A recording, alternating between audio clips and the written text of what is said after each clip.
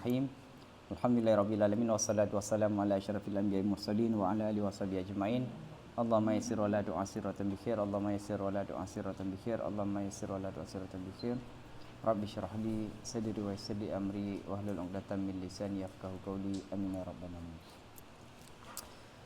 Ini masih berkaitan dengan pembahasan yang lalu bahwa ada sebagian ulama mengatakan tidak boleh meriwayatkan ayat-ayat atau hadis yang mutasyabihat. Tapi ini bertentangan dengan yang dilakukan oleh para salaf. Mereka meriwayatkan hadis yang mutasyabihat. Taib. Maka sekarang masuk ke dalam jawaban kan? Fal jawabu. Sahih?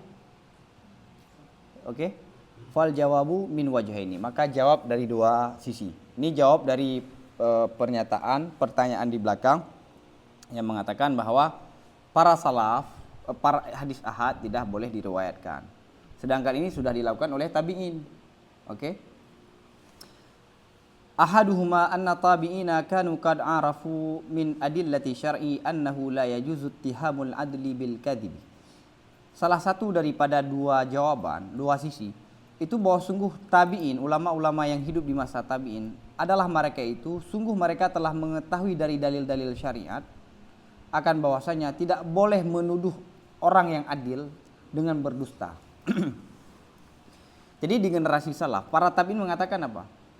Orang yang sudah dijamin adil, yakni siapa? Salaf, para sahabat.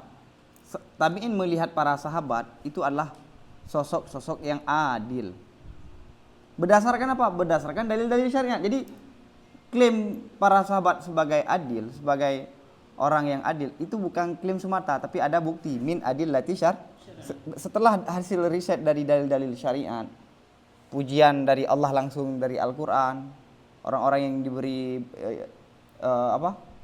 mubasyirina bil jannah, orang-orang perang Badar yang menyaksikan perang Badar itu semua orang itu adalah orang yang adil. Nah, para tabi'in tidak menuduh para sahabat dengan berdusta. La siyama fi sifatillah ta'ala, apalagi pada sifat-sifat Allah Ta'ala, apalagi pada sifat-sifat Allah. Ini konsep. Sekarang masuk ke contoh. Fa idza rawa Siddiqu radhiyallahu anhu khabaran wa qala sami'tu Rasulullah sallallahu alaihi wasallam yaqulu kadza faraddu riwayatihi takdzibun lahu wa nisbatan lahu ilal wad'i au ila sahwi. Maka apabila Abu Bakar Siddiq radhiyallahu anhu meriwayatkan akan satu khabar, apabila diriwayatkan oleh Abu Bakar akan satu khabar, waqala, dan Abu Bakar mengatakan, aku pernah mendengar Rasulullah SAW itu berkata sedemikian. Maka menolak riwayatnya Abu Bakar itu mendustakan baginya Abu Bakar dan menisbahkan baginya Abu Bakar kepada pemalsuan ataupun kepada lupa. Abu Bakar mengatakan gini, saya pernah mendengar Rasulullah mengatakan A. Kemudian kita tidak percaya dengan ungkapan Abu Bakar Siddiq yang sudah dijamin adil. Sama dengan kita mengatakan Abu Bakar itu pendusta ataupun membuat hadis palsu ataupun lupa. Ini tidak boh. Faqabiluhu, maka para tabi'in menerima riwayat Abu Bakar. Waqalu, dan mereka mengatakan qala Abu Bakar. Dan para tabi'in mengatakan qala Abu Bakar langsung. Abu Bakar mengatakan begini. Oke, tidak dituduh palsu ataupun berdusta atas nama Nabi. Qala Abu Bakar qala Rasulullah sallallahu alaihi wasallam. Wa qala Anas qala Rasulullah sallallahu alaihi wasallam. Begitulah daripada generasi tabi'in. Jadi para tabi'in berinteraksi dengan hadis-hadis yang diriwayatkan oleh sahabat. Qala Abu Bakar berkata qala Rasulullah sallallahu alaihi wasallam. Qala Anas qala Rasulullah sallallahu alaihi wasallam. Begitu juga tabi'in. Baik.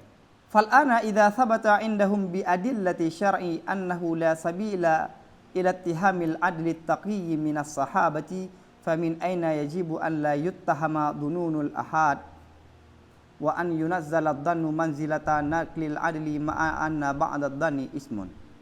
Maka sekarang apabila telah ditetapkan di sisinya tabi'in dan tabi'in dengan dalil-dalil syariat, tabi'in ini ya, dengan berdasarkan dalil-dalil syariat, oleh bahwasanya tidak ada cara, tidak ada jalan untuk menuduh sosok-sosok yang adil Ini al-adlu walaupun masdar tapi bermakna adil.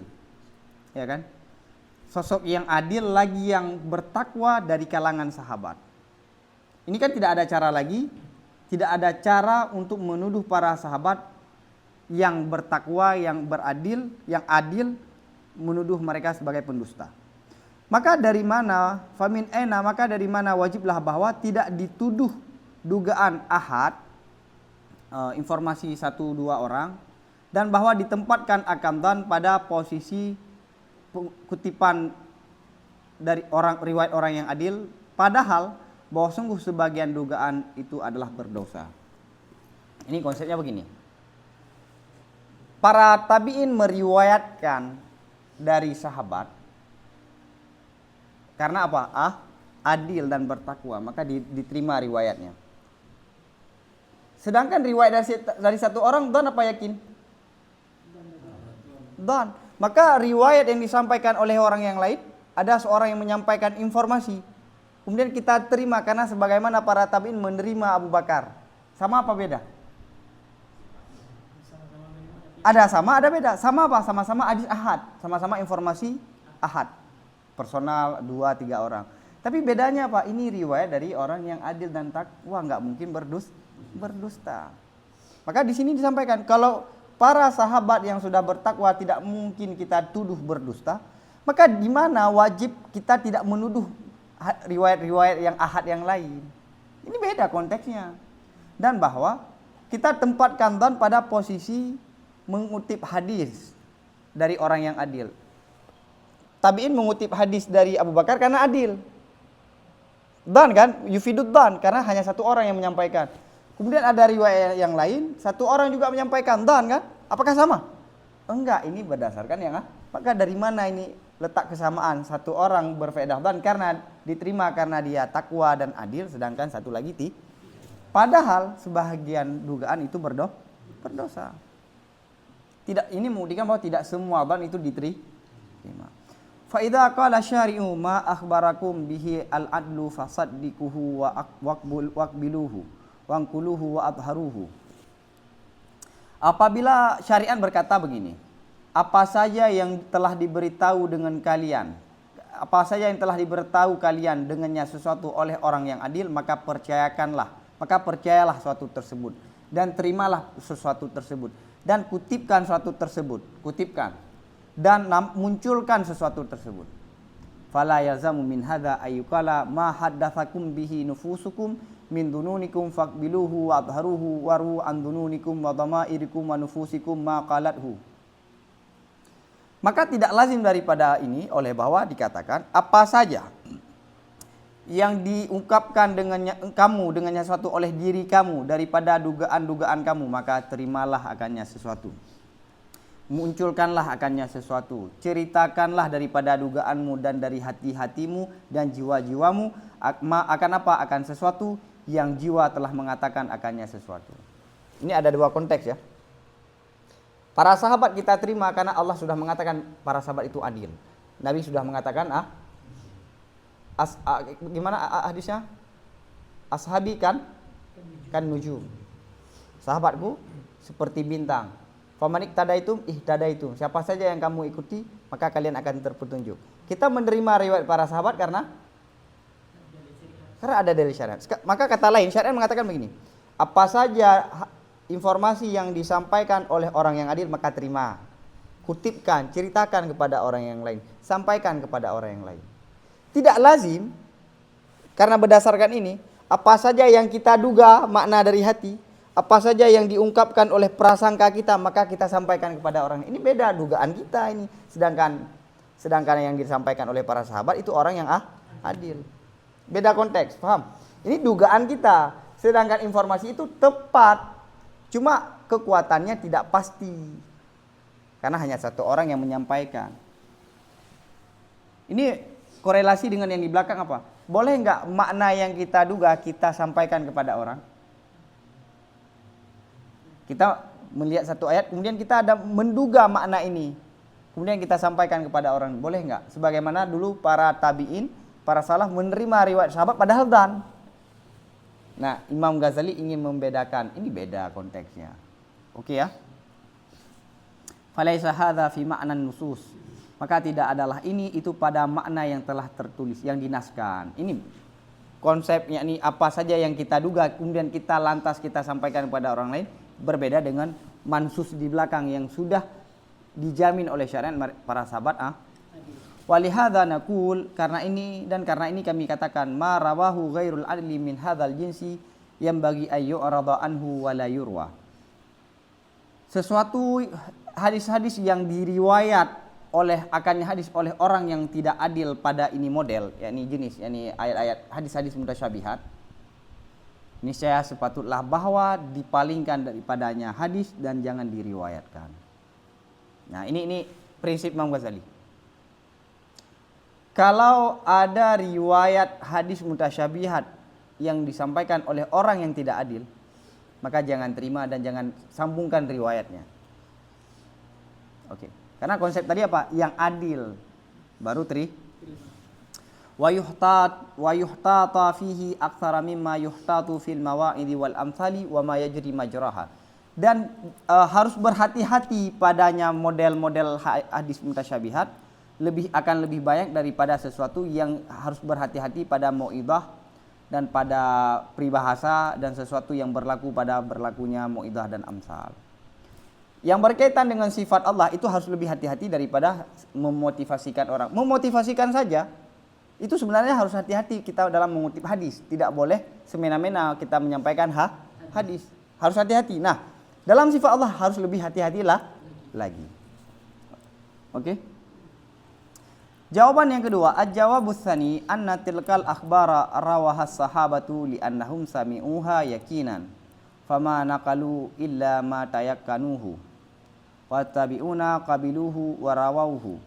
Jawaban yang kedua, ini karena menyamakan apa? Apa yang diduga oleh hati boleh disampaikan sebagaimana para tabi'in mengutip riwayat para sahabat padahal itu dan sama-sama dan. Kalau di sana dan boleh, kenapa dan di sini enggak boleh? Ini Ghazali ingin untuk membedakan. Bahwa sungguh informasi-informasi yang telah diriwayat akannya informasi oleh para sahabat. Itu karena bahwa sungguh para sahabat itu telah mendengar para sahabat akannya informasi secara yakin. Para sahabat mendengar langsung pada Nabi. Yakin kan? Karena musyahadah. Mendengar langsung. Fama nakalu, maka mereka tidak mengutip kecuali sesuatu yang mereka telah yakini. Memang dan bagi generasi tabi'in. Sedangkan sahabat itu suatu yang pasti yang beliau terima dari Rasulullah SAW. Sedangkan makna yang kita duga apakah pasti? Maka beda kan? Wattabi'un, dan generasi tabi'in menerima hadis-hadis yang diriwayatkan oleh para sahabat dan mereka meriwayatkannya. Wa ma qalu, dan mereka tidak pernah mengatakan qala Rasulullah sallallahu alaihi wasallam kata. Bahkan mereka mengatakan qala fulan qala Rasulullah sallallahu alaihi wasallam kata.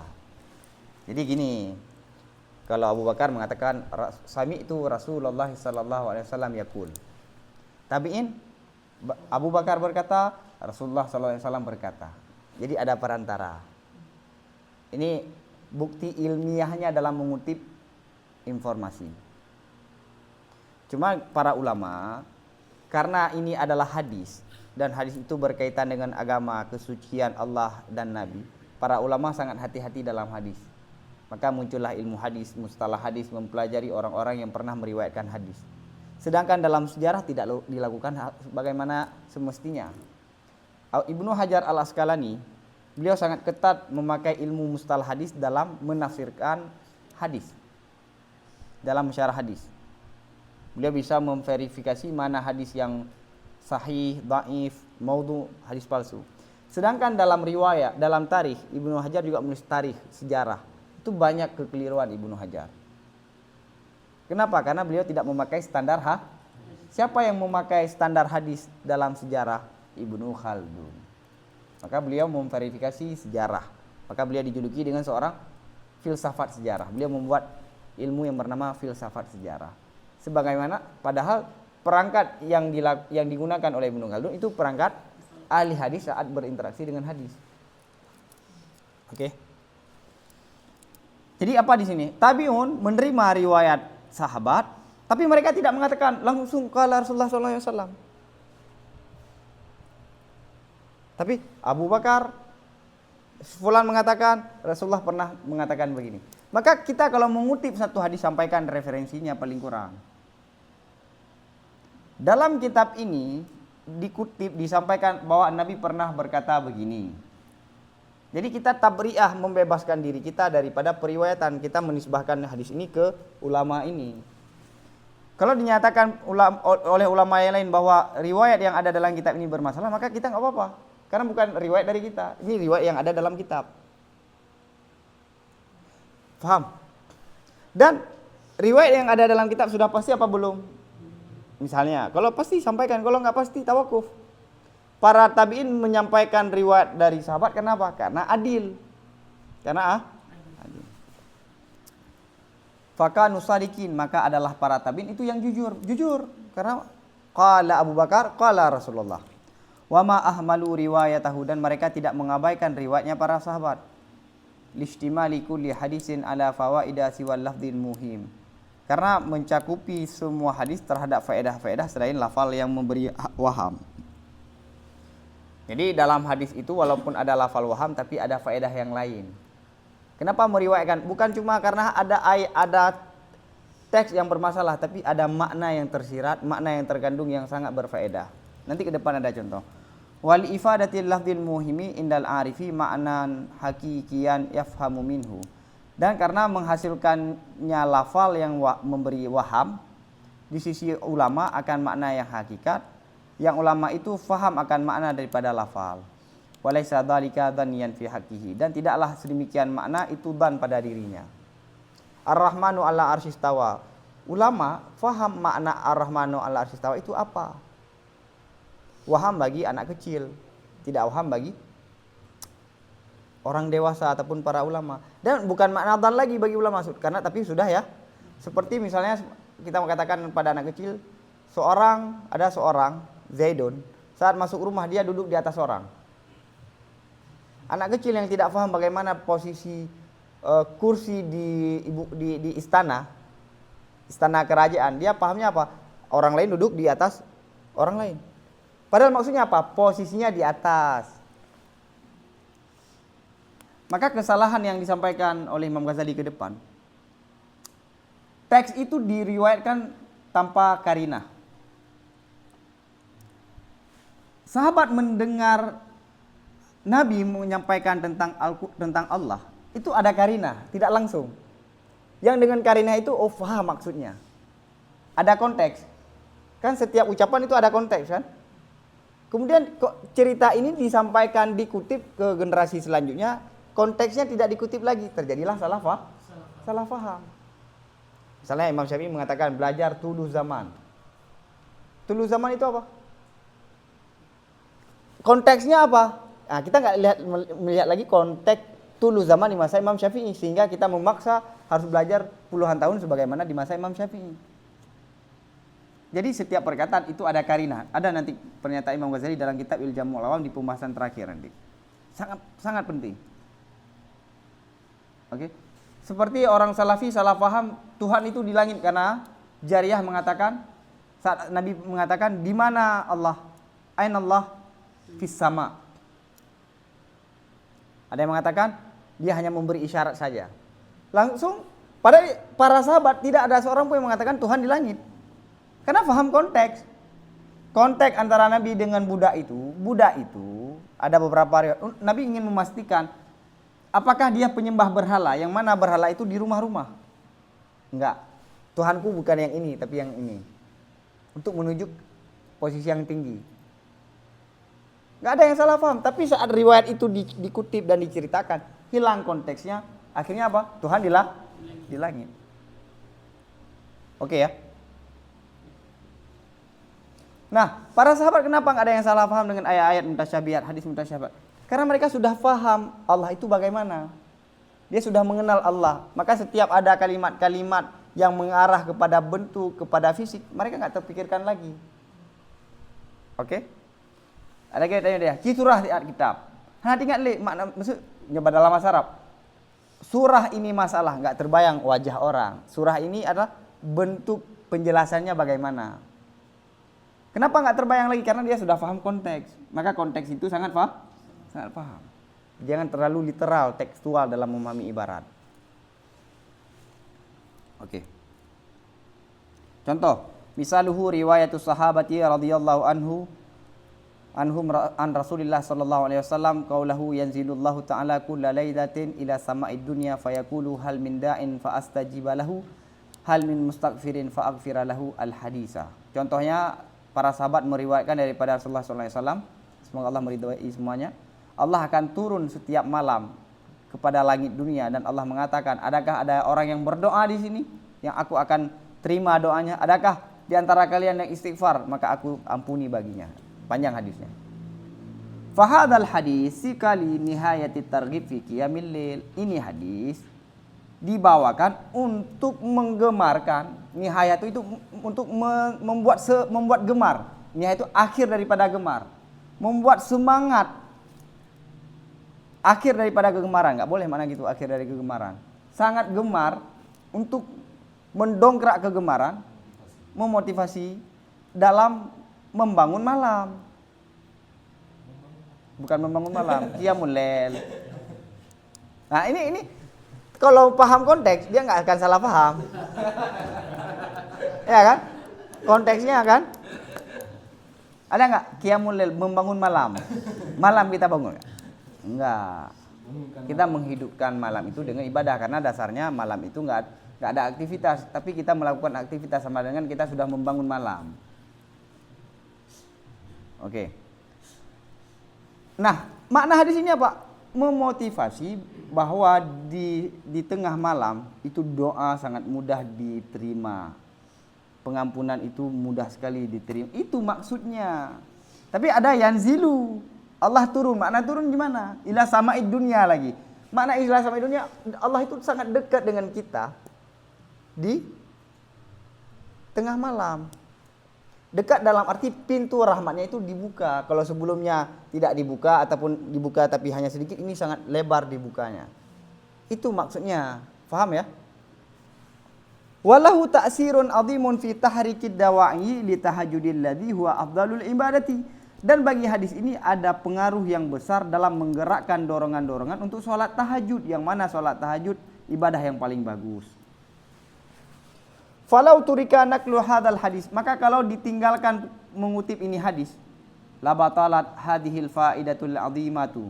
Niscaya hilanglah faedah yang besar ini, wala sabila, padahal tidak ada cara dan tidak ada cara ila ihmaliha kepada untuk mengabaikannya hadis.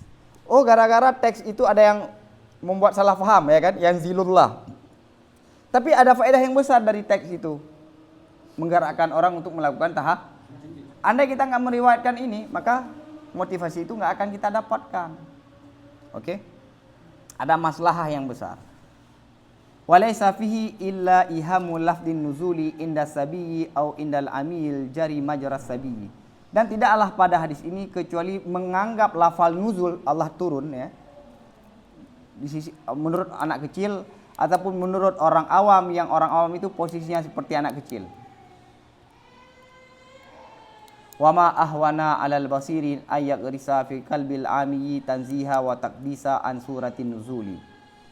Dan betapa entengnya terhadap para ulama, enteng apa, oleh bahwa menggoreskan dalam hati orang awam akan pembersihan dan penyucian daripada bentuk turun. Bi ayyakula lahu, dengan bahwa seorang ulama mengatakan bagi orang awam, in kana nuzuluhu ila sama'id dunya liyusmi'ana nidaahu wa qaulahu fama asma'ana. Jadi begini, sebelum saya masuk ke taswir. Jadi ada dua. Ada maslahat besar dari hadis ini, memotivasikan orang untuk sholat tahajud. Tapi ada problematik, yanzilullah, Allah turun. Makna turun itu gimana? Oke.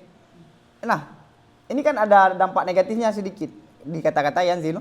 Tapi mudah, tinggal para ulama menyampaikan kepada orang awam, takdis dan Allah itu tidak berbentuk dan tidak punya arah.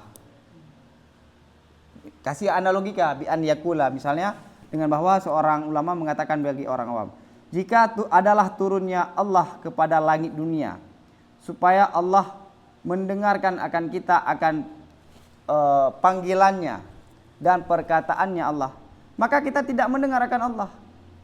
Fa ayyu faidatin ila nuzul, maka apa faedah turunnya Allah? Nah, tujuan Allah turun di sini apa? Biar kita tahu perkataannya, panggilan Allah. Apakah kita dengar? Enggak juga. Terus apa faedahnya Allah turun ke langit? Tapi kita nggak bisa bertemu, nggak bisa mendengar. Akhirnya takdis. Ini salah satu caranya ya. Walaqad kana yumkinuhu ayyunadiyana kadzalika wa 'alal arsy aw sama'il ulya. Padahal sungguh adalah Allah itu mungkin akannya Allah oleh bahwa memanggil akan kita secara yang sedemikian, dan Allah itu berada di arasy ataupun di langit yang tinggi. Ini untuk orang awam. Kalau Allah untuk memanggil kita, ngapain harus repot-repot turun ke langit dunia? Cukup di arasy saja, cukup di langit saja untuk panggil kita. Wong turun saja kita nggak kenal, nggak dengar. Fahadzal qadru yu'ariful ami anna dhahiran nuzuli batilun. Ini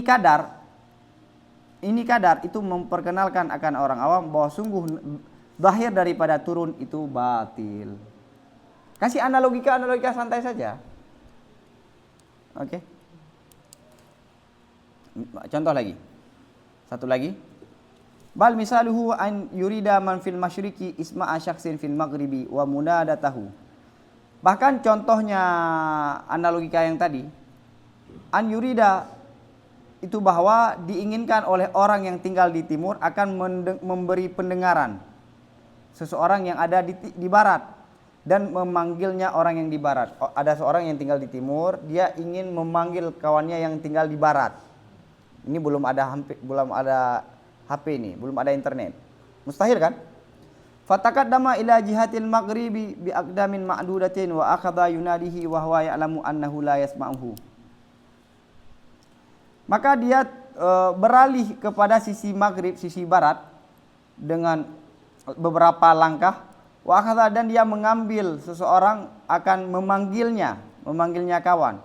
Wa huwa, padahal orang itu ya'lamu, mengetahui orang itu akan bahwa sungguh orang yang di barat itu tidak bisa mendengarnya.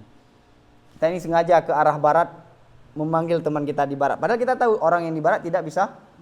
Apa faedahnya? Ya kan? Fayakunu nakluhul aqdama amalan batilan. Maka adalah pindahnya seseorang akan kakinya, yakni arahnya ke barat, itu adalah perbuatan yang salah. Dan wafi'lan, dan perbuatan seperti perbuatan orang-orang gila. Fa kaifa yastakiru mislu hadza fi qalbi aqilin. Maka bagaimana kokohlah model-model begini pada hati orang yang berakal. Orang yang berakal saja nggak mungkin dia panggil teman yang tinggal sangat jauh dengan suara. Maka bagaimana Allah mau panggil kita? Kita mau panggil Allah ataupun Allah panggil kita yang nggak bisa kita dengar. Untuk apa turun? Berarti itu bukan makna tuh. Ini contohnya. Bal yuttaru bihadzal qadri kullu amin ila ayatayakkana nafya suratin nuzul. Bahkan dibutuhkan dengan ini kadar akan semua orang awam kepada bahwa diyakini oleh orang awam akan tidak adanya surah nuzul. Bahkan kadar yang model begitu, analogika yang model tadi itu dibutuhkan untuk kita sampaikan kepada orang awam. Untuk apa? Untuk dia meyakini bahwa tidak ada turun pada Allah. Kasih analogika. Oke? Wa kaifa waqad alima istihalal jismiyati alaihi wa istihalatal intikali ila ghairil ajsami wa istihalatan nuzuli min ghairi intikalin. Dan sungguh seorang ulama telah mengetahui mustahilnya bentuk terhadap Allah, mustahil berpindah terhadap yang tidak ada bentuk. Allah bukan bentuk. Suatu yang tidak berbentuk bisa nggak berpindah? Yang namanya berpindah, suatu ada yang bentuk. Kitab ini bisa berpindah dari posisi sebelah kanan ke kiri karena ada bentuk. Allah tidak ada bentuk. Bagaimana mana berpindah? Dan mustahil turun kepada suatu yang tidak ada perpindahan.